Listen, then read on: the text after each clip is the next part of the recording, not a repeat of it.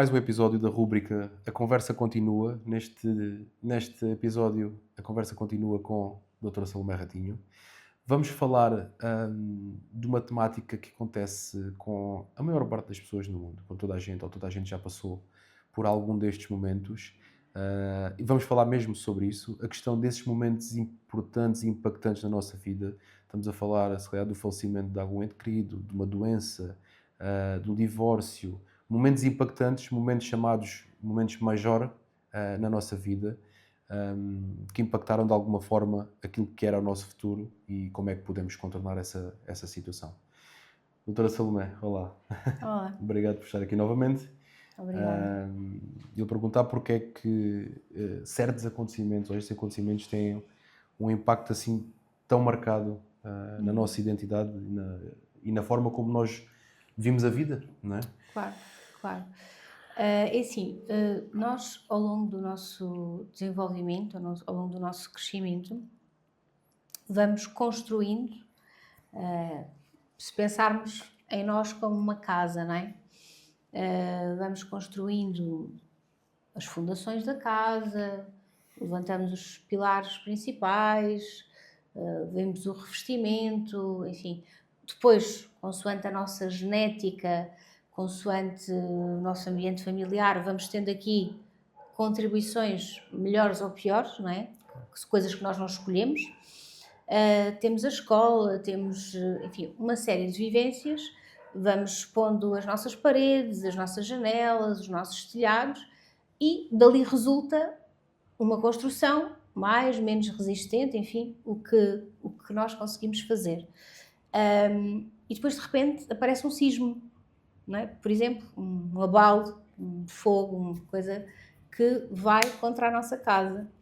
E, portanto, o que acontece é que destrói a estrutura que nós tínhamos, não é? Claro. E destrói o mundo que nós conhecíamos. Portanto, no fundo, a nossa organização dá lugar a um caos. Portanto, e isso é o que acontece. Portanto, há uma crise, há uma desorganização face àquilo que nós conhecíamos e tínhamos construído. E que projetávamos ter, não é? E o Exato. caminho que nós projetávamos. Ou seja, isso faz-nos, esse caos faz-nos um pouco perder o controle, não é? Sim, com certeza. E acima de tudo, uma primeira crise destas que acontece na nossa vida, independentemente da idade em que acontece, traz-nos uma noção que é: nós realmente não controlamos nada. Pronto, ou seja, o que é que eu quero chegar? Nós vivemos muito e tentamos ir buscar esta segurança de que se eu fizer as coisas da forma A, vou ter o resultado B. Claro. Pronto. Porque se nós estivéssemos a pensar agora, nesta conversa, que nos pode cair um avião em cima, provavelmente não estaríamos descontraídos, não conseguíamos pensar. Portanto, ou seja, é um mecanismo de defesa também, não é? Nós tentarmos fazer as coisas de alguma forma, termos a nossa organização. Mas nestes momentos, nós sentimos que realmente as coisas não dependem de nós como nós pensávamos ou como nós gostaríamos que dependessem. E essa sensação é que também contribui para esse abalo. Não é só o abalo em si, mas é a pessoa a perceber-se: epá, espera lá que eu não mando nada nisto. Nesse momento nós conseguimos, e puxando aqui para um ponto positivo, tirando um ponto positivo disto, conseguimos perceber quem é que nós somos, efetivamente. Porque nós, lá está, porque nós quando definimos esses caminhos, nós definimos os passinhos, fizemos A, B, e muitas vezes esquecemos. Sim, eu diria que percebemos quem somos e também percebemos quem é que queremos ser, não é? Certo. Porque se eu perante uma situação de alguma forma não consegui gerir tão bem, ou aquilo teve um grande impacto, que pode ter, não sabemos do que é que estamos a falar, não é? Mas eu também posso pensar: olha, se calhar não lidei bem com isto, mas se eu trabalhar neste sentido, ou se eu melhorar neste sentido, ou se eu fizer esta terapia, se eu trabalhar estas características em mim, se calhar, não é? De uma próxima ocasião já terei outras ferramentas. Portanto, eu acho que isto nos mostra realmente a nossa realidade, sim, sem dúvida, mas também nos pode ajudar a perceber onde é que nós E queremos para onde é que nós queremos ir, estar, não é? não é? Quais é que são as reações mais comuns a estes momentos? E estamos a falar de momentos variados, como é óbvio. Sim, isso pode ser, e se nós pegarmos. Isto para perceber aqui quais é que são os sinais que nós Sim, sim, sim. podemos tentar... Sim, se nós pegarmos no exemplo, há bocado, por exemplo, de falecer alguém de referência, não é? A morte de uma pessoa de referência, Claro. seja ela quem for, não é?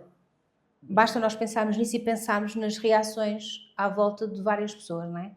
Há pessoas que gritam, que choram, há pessoas que não choram, há pessoas que se calhar vão se afogar em comida, outras que deixam de comer e Claro. até vomitam, Claro. não é? Há pessoas que não dormem, há pessoas que agora ficam expansivas e agora vale tudo, outras que se isolam. Há pessoas que querem falar, outras que querem ficar em silêncio. Portanto, isto é extremamente variável.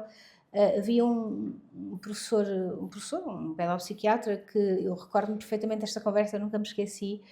Nós tínhamos também, claro, formação durante a nossa especialidade, e ele disse uma coisa que era: nós somos como que um cristal, não é? Um diamante, que mesmo que parecemos, ou que pareçamos iguais por fora, temos uma estrutura por dentro que é única. E quando nós partimos, quando caímos ao chão, partimos daquela maneira. Ok. E cada um parte da sua maneira. Ok. E por isso, às vezes, falarmos pode ser muita coisa. Pronto, pode ser muita coisa. Quais seriam os mais comuns? Eu não sei se consigo responder a Em isso. Eu acho que Depois teríamos de especificar algo, acho não é? que é muito variável, não é? Acho que é muito variável. Há, com certeza, uma quebra, e isso é o que estamos a falar aqui, há uma quebra face ao funcionamento prévio. Claro. A pessoa fica em choque, a pessoa fica em negação, não é? E isto tem a ver com as fases do próprio luto. Claro. E o luto, quando nós falamos em luto, não falamos apenas da perda ou da morte de alguém. O luto pode ser em relação a uma relação, um divórcio, uma relação de namoro, uma relação de amizade, pode ser a perda de um emprego, não é? Claro. Pode ser... Acho que a questão aqui principal e a pergunta fundamental é evitável? Porque, vamos lá ver, estes acontecimentos são isso mesmo, são traumáticos, são do momento e a Sim. reação vem espontaneamente, não é? Sim, eu acho que é assim, o processo do luto é um processo natural de acontecer. Nós não tratamos, entre aspas, o luto enquanto profissionais de saúde mental, a não ser que se prolongue para além do que é esperado de um processo de adaptação, ou que as consequências sejam tão intensas que tem que haver uma intervenção. Claro. Não é? Vamos imaginar uma coisa. Alguém vai num carro com a família, há um acidente de viação. Todas as pessoas da família morrem, menos essa pessoa. Das duas, uma. Ou, enfim, essa pessoa tem uma estrutura, tem uma rede de suporte, tem logo ajuda e consegue-se ali equilibrar as coisas de alguma forma, e a pessoa consegue manter as suas necessidades, alimentar-se, dormir, enfim, coisas... Tudo o que seja dos hábitos normais e coisas de sustentabilidade. que sustentem, não é, a vida, que a organizem de alguma forma, e tem ali esse... Mas percebemos que é uma coisa muito difícil, e se calhar a probabilidade da pessoa ter uma reação traumática aguda é muito forte, Pois. não é?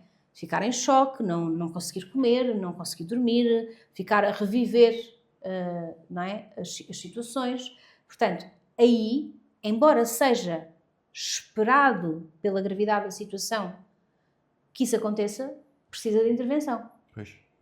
não é? Porque é tão grave e tem tantas consequências que até pode depois colocar também em risco a vida da pessoa, não é? E é nesses momentos,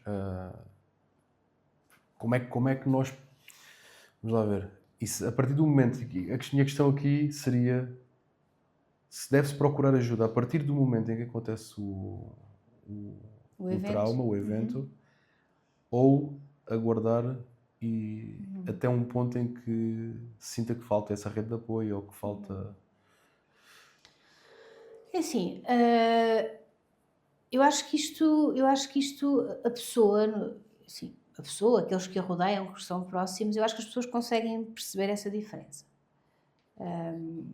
Porque, enfim, eu estar triste porque o meu avô faleceu e era uma pessoa extremamente importante na minha vida, estar ali vários dias ou algumas semanas, ou, não é?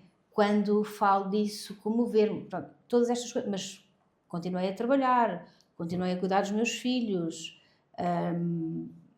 continuei a cuidar de mim própria. Portanto, ou seja, as pessoas olham para mim, não é? Pronto, ok, tem saudades, não é? É um processo de luto, mas é um processo de luto que está dentro do espectro da normalidade, não é? De uma reação que acontece, não é? Seria mais estranho, se calhar a pessoa, não é? Falecer alguém de referência, a pessoa não ter reação nenhuma, não é? Pronto. Agora, se tudo isto é de uma intensidade, portanto, no fundo a gente vai sempre parar aquela conversa da intensidade, da frequência, do impacto sobre a funcionalidade. Vamos sempre parar um bocadinho à gravidade dos sintomas, não é? Mas e estou a pensar aqui que na realidade a autoanálise é o que vai disputar essa ação de ajuda, não é? Sim, e às vezes a autoanálise ou, novamente, alguém perto de nós também nos dizer, não é? E nós conseguirmos estar receptivos a isso, olha, vê lá que... Não é? Olha, e percebermos que isso não é uma crítica, não é? Se alguém nos diz isso é porque está preocupado connosco. A questão é que essa receptividade às vezes é vista como uma crítica, não é? É, exatamente. Porquê? Porque a pessoa, lá está, já não está efetivamente muito bem e pode ter esta sensação de julgamento. Sabe lá ele o que é que eu estou a viver ou o que é que eu estou a sentir, não é? E depois podem não entender que se a pessoa se expôs também, não é? E disse o que pensava, e demonstrou essa preocupação com o outro, era muito mais fácil não dizer nada, não é? Era muito mais fácil, enfim, fazer de conta que não se está a ver. E uma pessoa nessa situação, como é que nós conseguimos? Ou a pessoa consegue perceber que não percebe, neste caso não está receptiva a esse tipo de ajuda. Como é que conseguimos alguém que seja familiar que essa pessoa dar algum auxílio nesse sentido, não é? Ou algum apoio nesse sentido? Sim, às vezes podemos arranjar aqui uma solução de compromisso intermédia, não é? Imaginando, olha, ok, tu achas que não queres ir ao psicólogo, achas que eu não tenho razão, mas olha, então vamos fazer o seguinte, eu vou contigo, experimentas uma vez, pronto, entras tu, eu só te acompanho, acho que isto é importante, pronto. Às vezes podemos ter que acompanhar a pessoa, não é estar a vigiar, não é isso, mas para que a pessoa saiba que realmente não está sozinha e que tem aquela retaguarda, e depois deixar aqui um bocado isto, olha, ok, fazes-me aqui a vontade no sentido de vais lá e experimentas e depois decides. A maior parte das vezes, o que é que isto acontece? A pessoa realmente estava ali com a panela de pressão muito a rebentar e quando chega ao pé de um profissional que está treinado para isso, não é? O que vai acontecer vai-se proporcionar um momento em que a pessoa vai perceber, realmente isto faz, eu preciso, não é? Eu preciso desta ajuda. Eu falando aqui de experiência própria, agora estou a pensar e eu vivi um momento desses, e um momento em que eu não queria ir e achava que não precisava, e efetivamente precisava, mas na altura, conscientemente, não, aliás, inconscientemente, pensava que não precisava. E efetivamente fui porque a envolvente me pediu para ir e eu fui. O que eu saí de lá a pensar foi, eu não vim aqui fazer nada. Também acontece. Também acontece. Também acontece. Claro, E não propriamente por causa do profissional, mas pelo meu estado eu já ia antecipar que não precisava. Pois. Ou seja, tudo o que nós estava, apesar de eu estar a falar sobre a minha vida, eu estava só a falar sobre a minha vida e nem estava receptivo a nada do que viesse do outro lado. Sim, é verdade, e isto também é subejamente conhecido, que às vezes as pessoas têm que chegar a situações limite para reconhecer, pois lá está, depende do funcionamento de cada um, depende de tudo, não é? Mas que por vezes as pessoas acabam por ter que chegar a situações limite para reconhecerem realmente, ou mais, não é? Também temos outras situações em que a pessoa realmente não tem crítica para isso, e é nesses momentos que surgem aquilo que são chamados os internamentos compulsivos, não é? Que é um momento em que um psiquiatra ou pedopsiquiatra percebe que a criança, adolescente ou adulto, pela gravidade da sua perturbação, não tem crítica para a necessidade de tratamento, portanto, perdeu o discernimento, perdeu a consciência, perdeu o juízo para aquela situação, falando assim, não é? E não consegue, por isso, ter poder de decisão naquele momento. Então, em conjunto com o tribunal, não é? É estabelecido que durante um período a pessoa é admitida no hospital contra a sua vontade, não é? E claro que depois tenta-se o mais rapidamente possível que a pessoa possa recuperar e autorizar a continuação do seu tratamento, não é? Não é uma coisa indefinida, mas há períodos e há momentos que o risco para essa pessoa ou para terceiros, esse é o ponto, não é? O risco para essa pessoa ou para terceiros pode levar a que essa decisão tenha que ser tomada. Mas estamos a falar de casos muito... É regular? Isso é assim, o regular eu acho que existem quadros. Para já uma situação que vai à urgência, não é? Na maior parte das vezes, de saúde mental, já representa gravidade, não é? Ou porque o tratamento não está a correr bem, ou porque a situação inaugural já foi, não é? Começou de uma forma muito abrupta e é muito grave, não é? Pronto. E lá está, e há situações que, isto pode acontecer nas mais diversas situações, olha, pode acontecer em episódios psicóticos, não é? Que as pessoas estão fora da realidade, como pode acontecer numa doença bipolar, numa esquizofrenia, numa perturbação esquizoafetiva, em consumo de substâncias, em que a pessoa pode ter um surto psicótico e ficar fora da realidade porque reagiu a uma substância nesse contexto, e, por exemplo, acha que é o super-homem que se vai atirar da janela e que vai voar, não é? E portanto, não aceita ajuda porque é o super-homem, eu não preciso de ajuda porque sou o super-homem, não é? Por exemplo, imaginando, uma coisa assim um bocado figurativa, mas pronto. Situações, por exemplo, também em que isto acontece muito são perturbações de comportamento alimentar, como a anorexia, em que a pessoa já está num ponto de risco de vida biológico, não é? Físico, porque o peso já é tão baixo, os órgãos estão à beira da falência e a pessoa recusa comer porque está tão doente, mentalmente está tão doente, que e se essa pessoa não for obrigada a esse tratamento, o que vai acontecer é que vai perder a vida. Claro. Não é? E é das situações, ao contrário das que as pessoas às vezes imaginam, que tem mais mortalidade na saúde mental.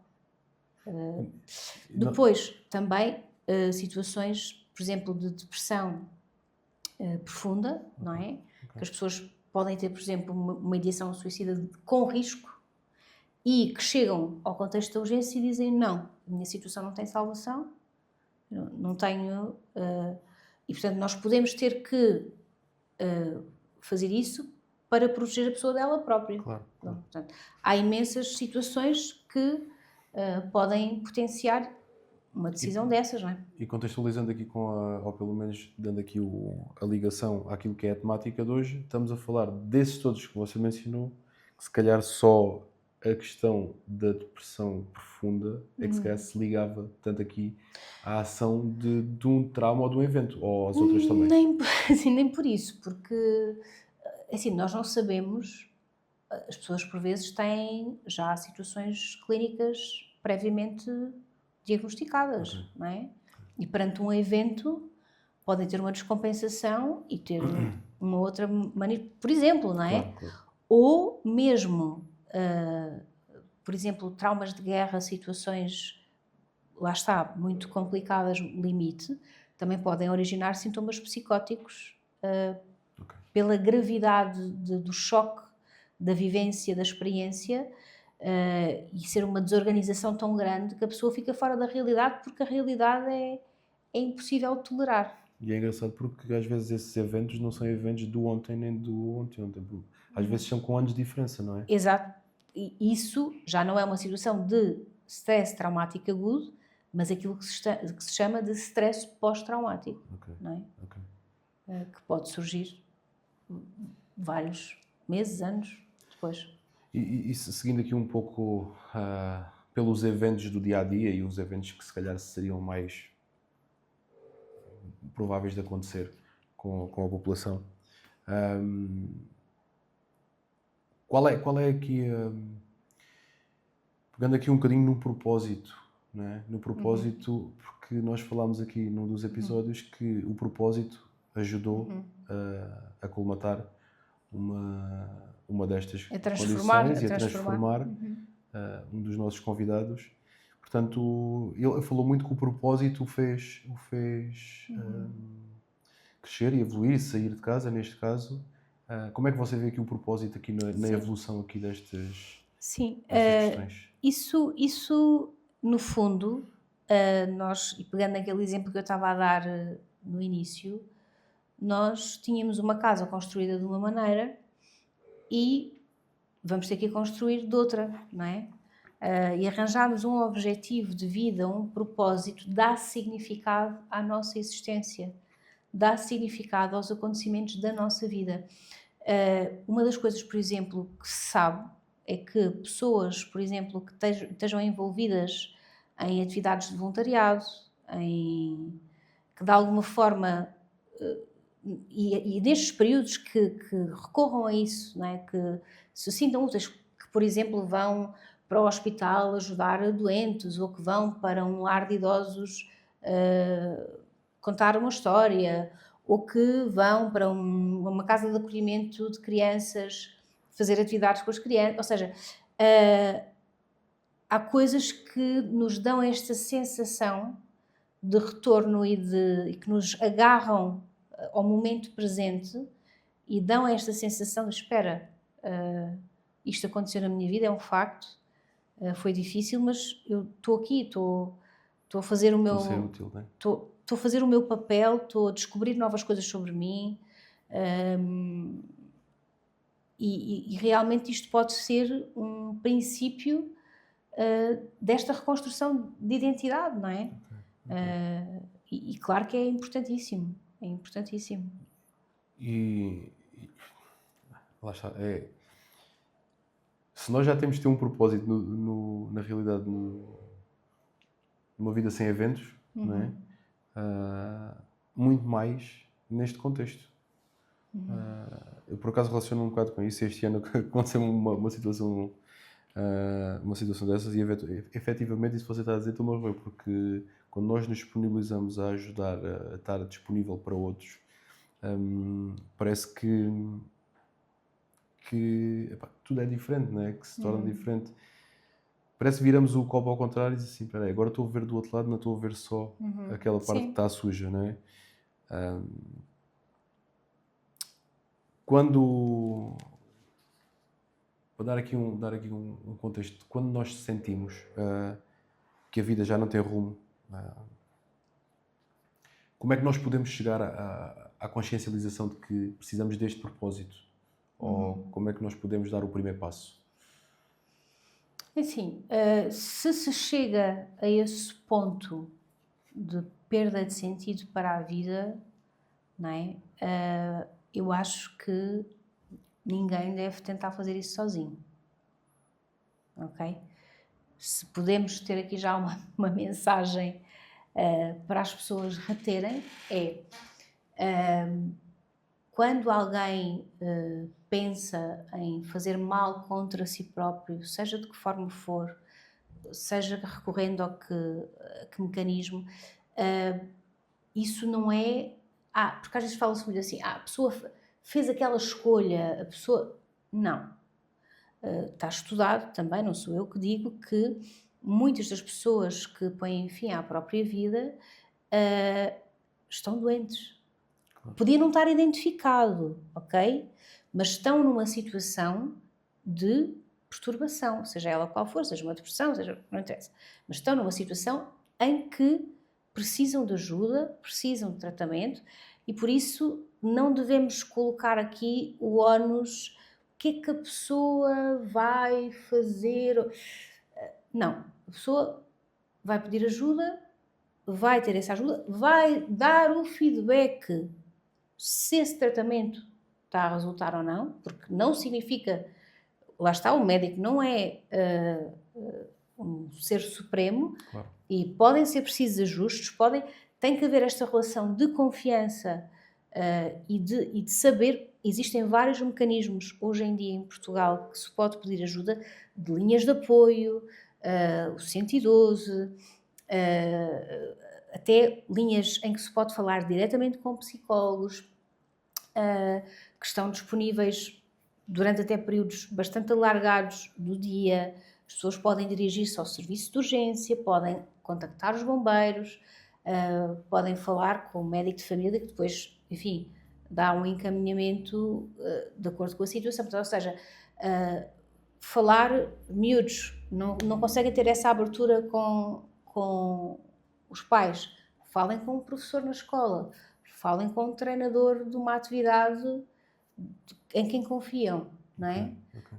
Há uma pessoa que pode despoltar essa ajuda, se nós não conseguimos chegar lá sozinhos, não é? Mas sempre com esta ideia de que não tentar...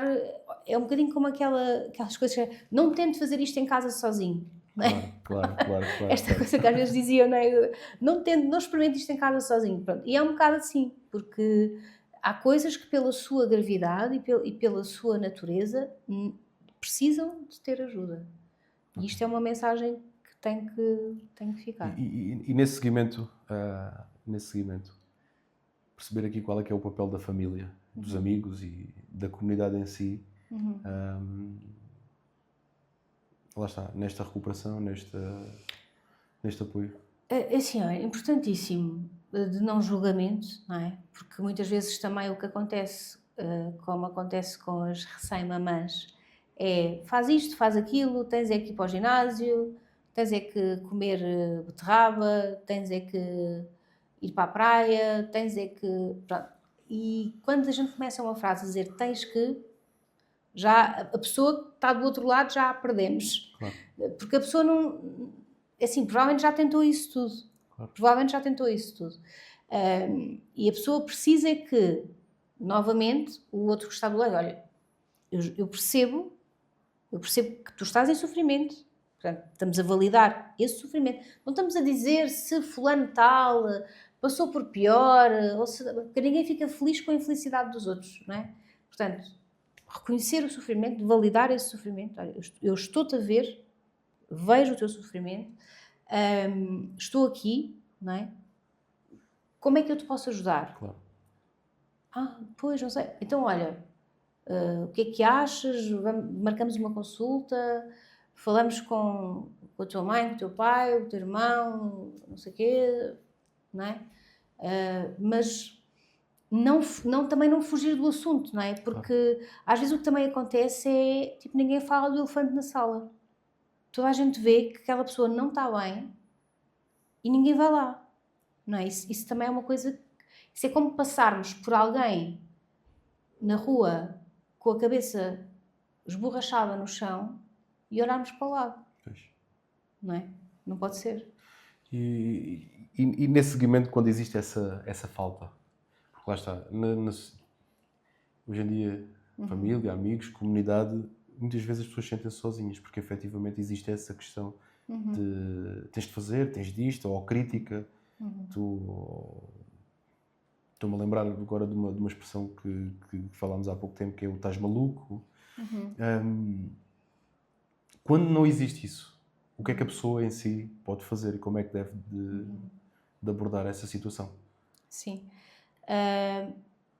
Perceber que as outras pessoas não eram profissionais, mas há profissionais, não é? Claro. Há profissionais que as pessoas podem recorrer e se calhar esse espaço de acolhimento que não tiveram com as outras pessoas e esse espaço de acolhimento e de compreensão que lhes faltou vai existir em pessoas que estudaram, que trabalham com isto todos os dias, que não se escandalizam, que não se chocam, que não julgam e que genuinamente vão estar interessadas naquele momento, naquela partilha e que vão trabalhar em conjunto para a solução. Eu acho que há aqui uma coisa importante, que eu não sei, você o doutor vai-me dizer se estou correto ou se estou errado, mas eu acho que é super importante a ausência de ligação emocional no desenvolvimento. Porque muitas vezes quando temos ligação emocional com alguém que nos está a ajudar, pode ser bom, mas pode criar ali alguma fricção também. Isso relativamente, por exemplo, a um médico ajudar algum familiar? Ou... Sim, por exemplo, neste caso do contexto de família, amigos, comunidade, não é? Sim, às Ou vezes, seja, já percebi. a ausência para um profissional de Sim, ligação emocional. às vezes, por exemplo, até o receio de perder o outro, não é? Por exemplo, Certo. pode fazer a pessoa precipitar-se a dizer coisas não é? Que não são úteis. Claro. Lá está, porque há muitas emoções envolvidas, a pessoa quer muito fazer qualquer... Às vezes não é porque não está interessada, a pessoa pode até querer muito fazer alguma coisa, mas fica, não é? Mete os pés pelas mãos exatamente porque essa parte emocional está muito ativada, não é? Está muito vincada. Isso também pode acontecer, claro. Dona Salomé, muito obrigado por esta conversa. Obrigada. Muito instrutiva. Vocês estão aí em casa, muito obrigado por assistirem. Nunca se esqueçam que estes momentos são momentos que nós não conseguimos controlar. São momentos que acontecem na nossa vida mais traumáticos, não temos controle sobre eles. O que nós temos controle é na forma como vamos abordar os passos seguintes. Muitas vezes não é fácil, mas existe sempre um caminho, existe sempre um seguimento de ajuda. Pode não ser aquele que vocês estão a olhar, pode ser ao lado, pode ser atrás, pode ser à esquerda, à direita. Certamente vai haver um ponto de ajuda e se sentirem que não têm ninguém, contactem um profissional porque efetivamente vão-vos ajudar certamente e vocês vão ver que vão se sentir melhor. Ok? Obrigado a todos, obrigado aqui à doutora Salomé por estar a participar novamente connosco. Se precisarem de alguma coisa, contactem a Clínica Escutamente, contactem a doutora Salomé para algum tipo de ajuda ou alguma opinião. Obrigado por verem a rúbrica A Conversa Continua neste caso com a doutora Salomé Ratinho, e até à próxima.